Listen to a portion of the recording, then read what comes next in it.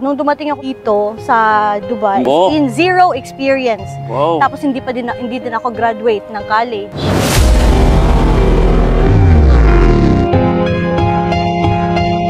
Magandang hapon mga katotoy. This is Basket Pedroso uli, ang vlogger ng North Cotabato. Kumusta po kayo? So nandito tayo ngayon sa Dapuen area mga katotoy. Kaharap lang ito ng Atlantis, no?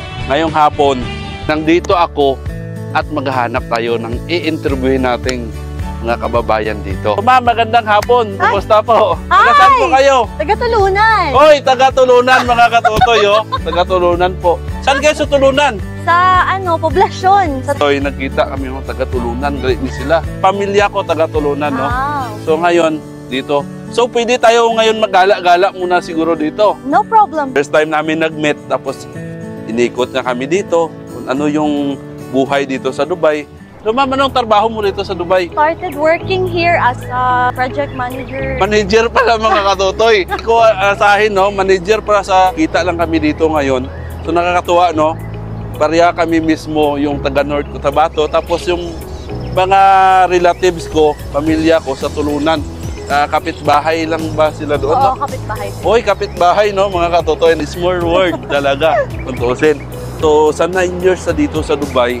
So, ngayon, ma'am, ano yung investment mo doon sa Pilipinas? Investment ko sa Pilipinas ay yung aking baby. Yun kasi yung inuuna ng mga OFW. Talaga. Family first. O family first, yung mga anak nila, binibigay yung tamang aral sila.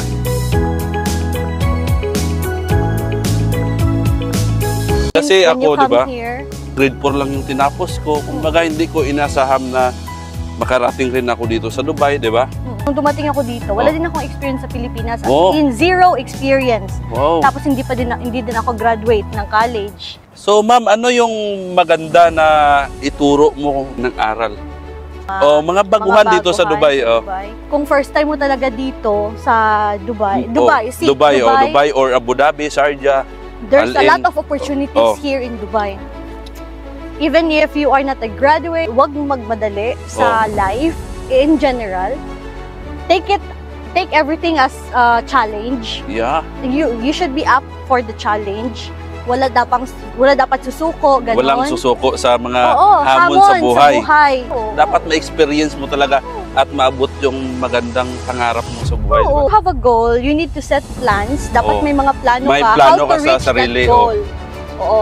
So, hindi lang goal na ito yung goal mo, tapos tutulugan mo lang. Wala rin mangyayari sa buhay. Walang mangyayari. Diba?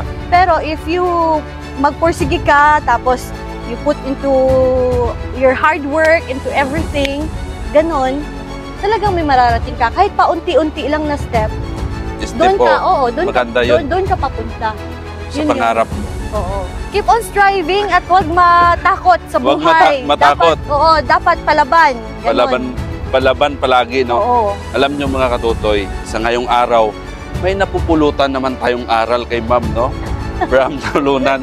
So, hindi ko in-expect na may na-advise sa atin na maganda rin para sa ating kinabukasan. Hindi lang sa akin, sa nunood rin ng mga video natin dyan na nagsimula sa maliit hanggang paangat ng paangat sa buhay.